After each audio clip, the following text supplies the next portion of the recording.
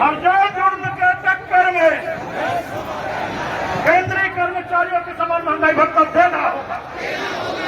केंद्रीय कर्मचारियों के समान गरीब भाड़ा भत्ता देना होगा।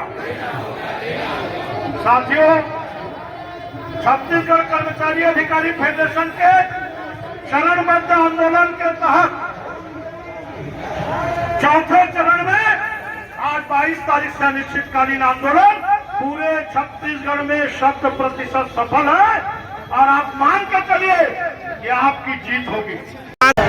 नमस्कार साथियों, हमारे साथ हैं स्वास्थ्य योजक कर्मचारी संगठन के प्रदेश सचिव प्रवीण डिडवंसी जी। आइए जानते हैं उनका विचार, आखिर क्यों करना पड़ रहा है 6% डीए देने के बाद भी आंदोलन। देखिए, माननीय मुख्यमंत्री जी ने 6% डीए की घोषणा तो किया है, किंतु उससे पूरी तरह से कर्मचारियों को आर्थिक रूप से हानि हुई, क्योंकि आज तक के छत्तीसगढ़ के इतिहास में जब भी केंद्र को फॉलो करते हुए कि राज्य सरकार डीए की घोषणा करती थी, भले देर सवेर करती थी, उसमें केंद्र के देय तिथि से भी राज्य सरकार डीए महंगाई भत्ता देती थी। लेकिन इस समय ऐसे हो रहा है कि महंगाई भत्ता घोषणा करने का कोई तिथि निर्धारित नहीं है। जब मन में आए तब महंगाई भत्ता घोषणा की जा रही। दूसरी तरफ से उसमें जो देय तिथि है उसका भी नुकसान किया जा रहा है। इस तरह से कर्मचारियों को अगर महंगाई भत्ता के उसमें देखा जाए तो लगभग 28 महीने का जो एरियास है तो बहुत ही ज़्यादा है, उतना पूरा नुकसान झेलना पड़ रहा है। इसलिए कर्मचारी आंदोलन के लिए आज एकजुट हुए हैं और आज से अनिश्चितकालीन पूरे प्रदेश के सारे जिलों में, सारे तहसीलों में हो रहा है। इस आंदोलन से कुछ कर्मचारी ऐसे भी हैं जिन्होंने अपना अलग जुट बना के रखा है और वे अभी आंदोलन में नहीं आए हुए हैं। कुछ सूत्रों का बताया जाना है कि उनके द्वारा 6% की मांग रखी गई थी जो कि पूर्ण हो चुकी है। क्या कहना चाहेंगे इसके बारे में आप? देखिए, फेडरेशन आंदोलन कर रहा है 4 चरण वाला।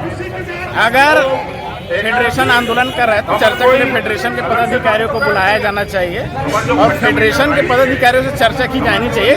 और ये शुरुआत से मांग है फेडरेशन के पदाधिकारियों का कि जो केंद्र के समान महंगाई भत्ता है वो दिया जाना चाहिए। उसके लिए 4 चरण में आंदोलन भी हुआ है। अगर कोई कर्मचारी संगठन अपनी मांगों को लेकर मुख्यमंत्री से मिलता है और मुख्यमंत्री उस समय 6% की घोषणा करता है और वो लेके आ जाते हैं तो ये पूरी तरह से कर्मचारियों के साथ विश्वासघात है। जो भी संगठन इस तरह का कृत्य किए हैं, कर्मचारियों के साथ विश्वासघात किए हैं। और एक चीज़ आपको बता देना चाहूँगा कि 6% महंगाई भत्ता फेडरेशन की मांग कभी न थी, ना है। क्योंकि मांग है कि हमेशा से केंद्र के समान महंगाई भत्ता दिया जाए। और गृह भाड़ा भत्ता, देखिए, गृह भाड़ा भत्ता के संबंध में कोई चर्चा होती ही नहीं है। मुख्यमंत्री जी या मुख्य सचिव जो स्तर के जो अधिकारी हैं वो गृह भाड़ा भत्ता के संबंध में कोई चर्चा करते ही नहीं है, क्योंकि 6वें वेतनमान से मिल रहा है गृह भाड़ा भत्ता, जो ग्रामीण क्षेत्र के कर्मचारियों को 7% है और शहरी क्षेत्र के कर्मचारियों को 10% है। आप एक चीज़ बताइए कि 2016 से 7वां वेतनमान लगा है और आप अभी तक 2022 हो गया, अभी तक आप 6वें वेतनमान के हिसाब से गृह भाड़ा भत्ता देंगे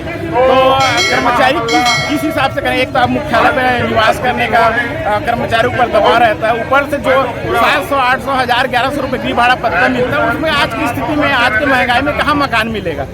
या तो हम तो ये कहते हैं, सरकार से अपील करते हैं कि आप जो गृह भाड़ा भत्ता भी मत दीजिए, उसको भी रख ले। सारे कर्मचारियों को सरकारी आवास अलॉटमेंट करा दीजिए, अपना गृह भाड़ा भत्ता रख लीजिए। कुल मिलाकर यह है कि इसमें कर्मचारी वर्ग ही पिसा रहा है और जो गुट बना हुआ है वो केवल प्रेस मीडिया में हाईलाइट हो रहे हैं और कर्मचारी विरोधी कृत्य कर रहे हैं कि वे जो हैं हड़ताल में शामिल नहीं है, जबकि महंगाई भत्ता उन्हें भी चाहिए और महंगाई भत्ता के लिए वो भी लड़ाई कर रहे हैं। और फेडरेशन के आह्वान पर जो अगर महंगाई भत्ता मिलती है तो उनको भी इसका लाभ मिलेगा। सामान्य प्रशासन विभाग द्वारा हड़ताली कर्मचारियों के लिए कड़ी से कड़ी कार्रवाई का आदेश किया जा रहा है। इससे आपको क्या लगता है, आपके कर्मचारी कितने सजग हैं इस हड़ताल के लिए?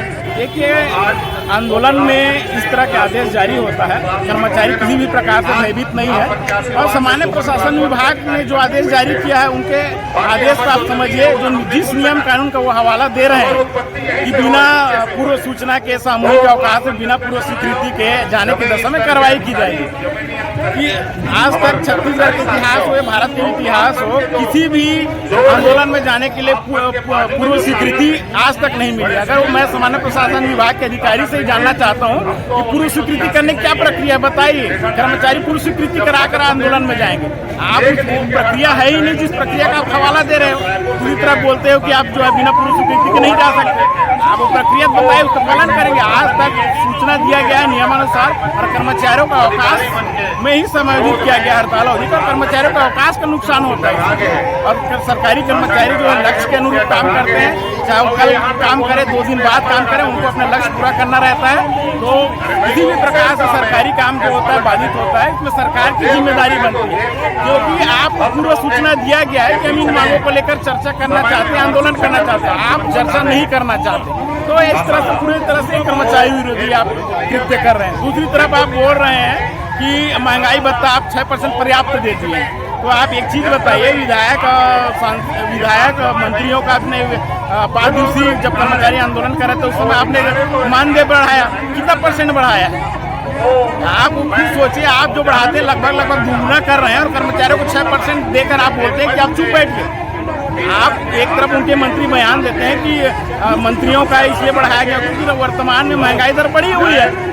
जब आप इस चीज को स्वीकार करते हैं तो कर्मचारियों के लिए महंगाई बढ़ी, इस चीज को भी स्वीकार करिए। उनको जो जायज दे तिथि से जो महंगाई भत्ता उनको दीजिए। कोई आप विधायक मंत्री की तरह ये नहीं बोल रहे कि हमारा भी तनख्वाह दुगुना कर दो। हम जो बोल रहे हैं केंद्र सरकार महंगाई भत्ता दो, इतनी सी मांग है। और कर्मचारी अनिश्चितकालीन आंदोलन में बैठे हैं और तब तक बैठे रहेंगे जब तक सही तरीके से चर्चा नहीं होती है और उसका कोई निराकरण नहीं निकलता।